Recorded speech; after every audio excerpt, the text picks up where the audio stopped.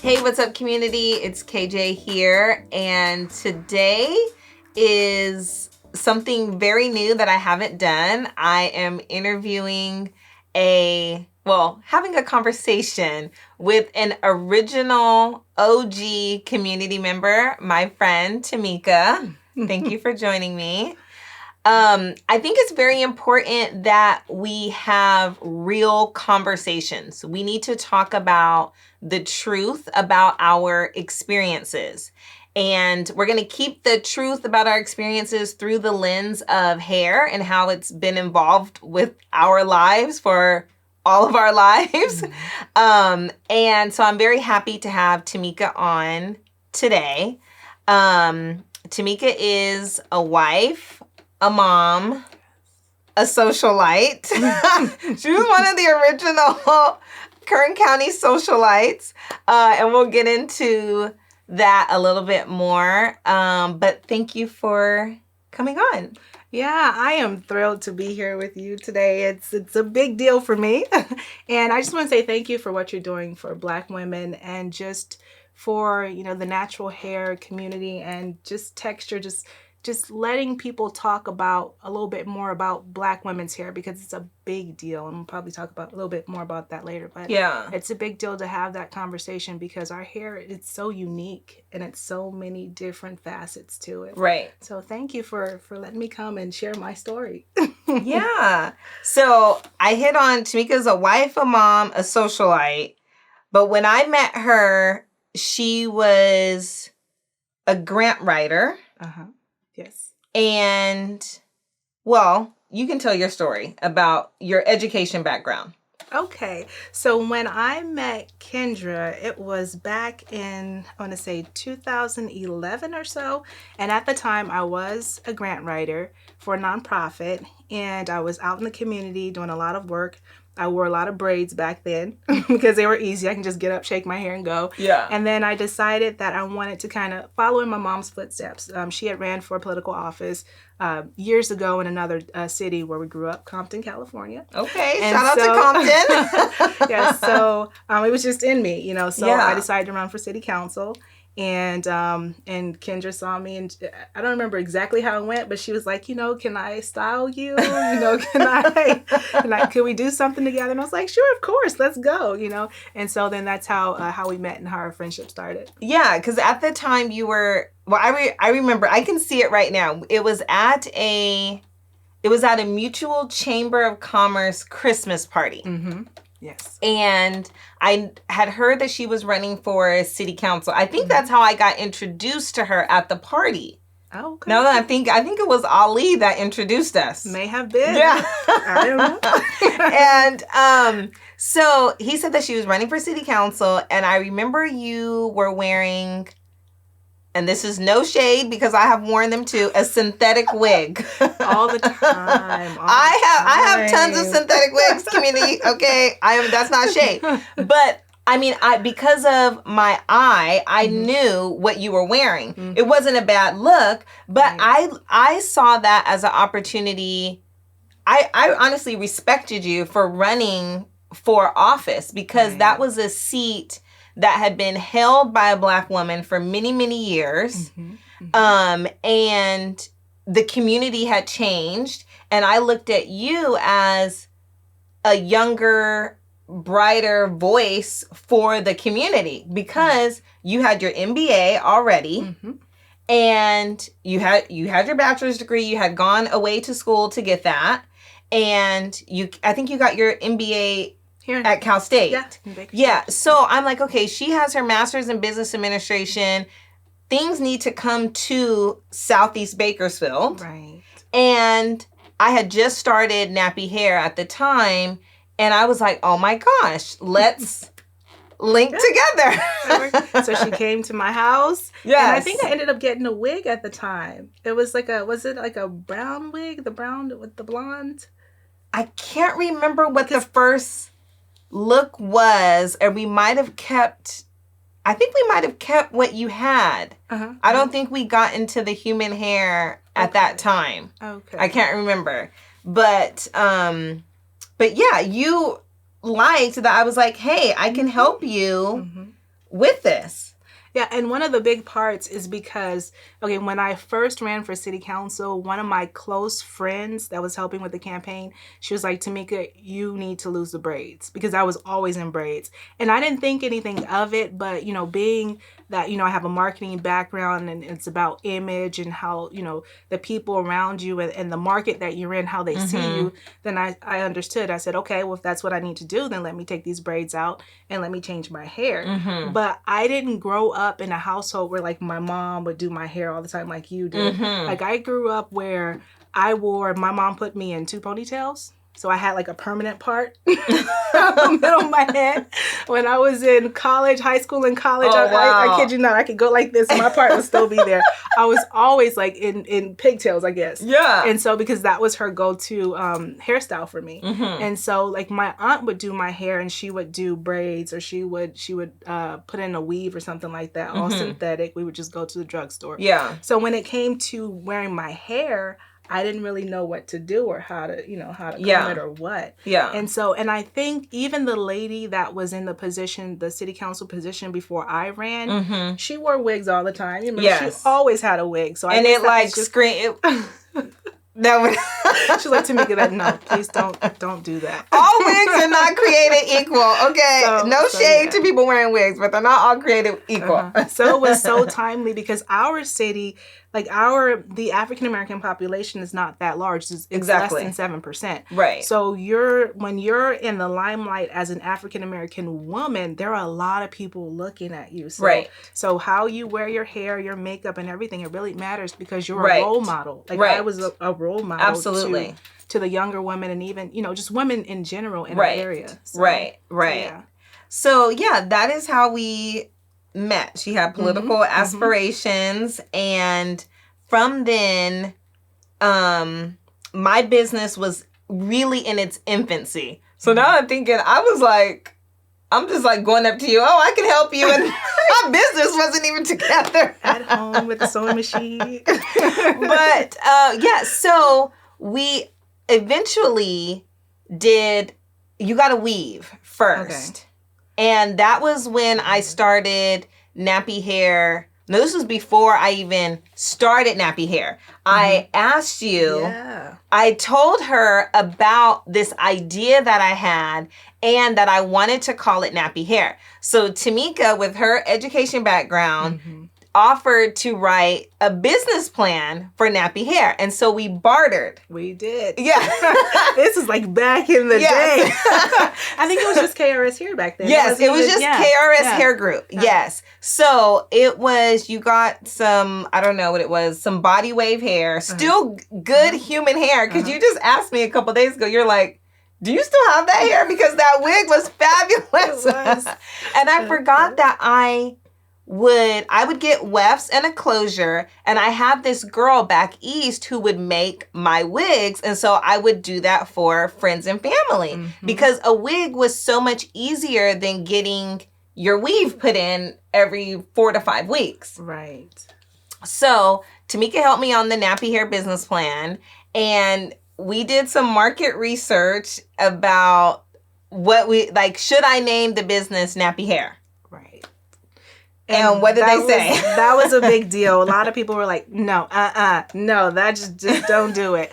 But I think it was a bold statement that you actually went and you named it Knappy Hair and you used the K because it's our texture, it's our hair. I mean, when you talk about, it in some ways it has a negative connotation, but you're taking it and you're trying to reverse it. Right. Yeah, my hair is nappy. Yeah, my hair is kinky, but it's still good hair. Right. So it worked. So here we are, 10 years later? Right. And and it's out there, Knappy Hair. So when you got the wig, how did that make you feel? I felt good. I would rather wear, now I wear weaves, but back then I would rather wear a wig than a weave or braids because of, what I was doing. I would say the industry. But it's more, it was comfortable. I can put it on, take it off. I felt like it helped me look more, I felt like I looked better. I just felt better about myself when I wore it. Yeah. Yeah.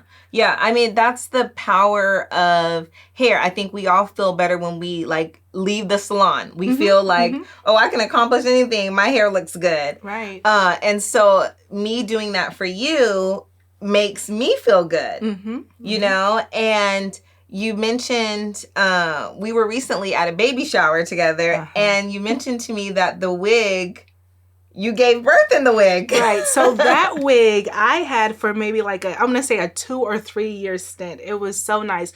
I didn't win city council, and I ended up working for a state senator. Yes. So I would wear the hair to all of the events, but I had to do a presentation, any kind of ceremonies, and then I ended up having my first child. So I had that wig on. On the birthday, I was pushing, my hair was looking late.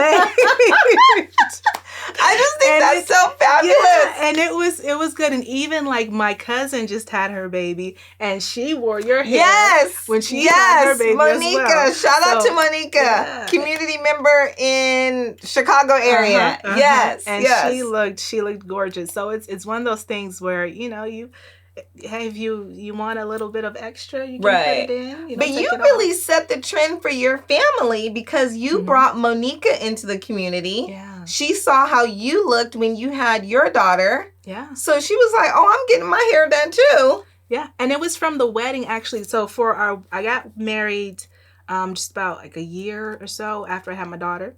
Yes. And so I had clip-ins. And so that's when I did the nice updo, and I did 2 styles for my wedding. Yes. And my cousin, she was my matron of honor. Yes, she was. Yeah. And so I actually gifted her those clip-ins because she loved them so much. And I had like hair from all the okay. So that's what she was talking about. She was, okay. So that's how she was introduced to nappy hair. Okay. And so it just, I went from there. We traditionally, we're a family of 9. Okay. When I was growing up, it's like my cousins and then my brother and my sisters, because my mom adopted her sister's kids. So Monica's my cousin, but she's like my sister. And so it's 5 girls, and we never wore like human hair because it was too expensive. Like we couldn't afford to wear human hair. So we would just go to the corner, say liquor store, you would call it. I mean, in Compton, that's what it is. Right, yeah. And so you would just go and you just grab some hair. Get some pack hair. Yeah, and put it in. And like my aunt, she was like, I guess you would call her the community hairstylist or beautician. Okay. Everybody would come, sit between her legs, and she would braid hair. You could have hair like this short. Oh, and she wow. could do in a weave, braids. Yes, we will make it work, honey. 2 hours, 3 hours to do something that might take 6 hours. I mean, she did hair. Yeah. So we pretty much growing up, we would have my aunt, and then Monica's mom do our hair. So that's what she brought, was synthetic hair, and that's all we knew and all we used. So until I met you, and then I got an upgrade. I will take that. Yes. Yeah. So you wore the hair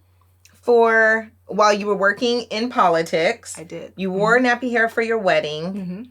You wore it while giving birth. Yes. And then where do we go next? Okay, so then you became the CEO of Kern County Black Chamber of Commerce.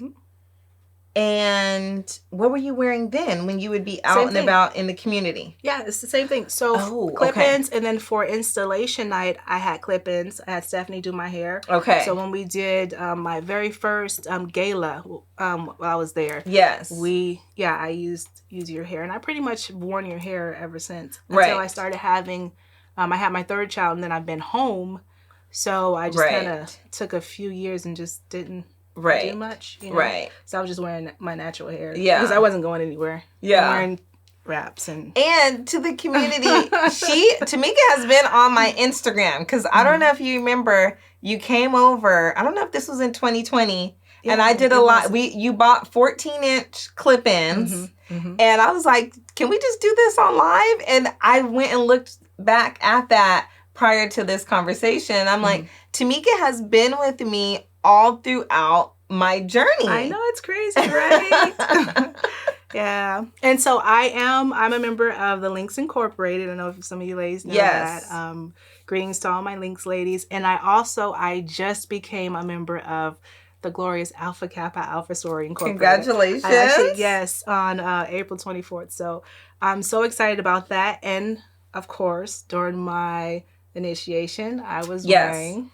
She was wearing nappy hair. Yes. Representing all the time.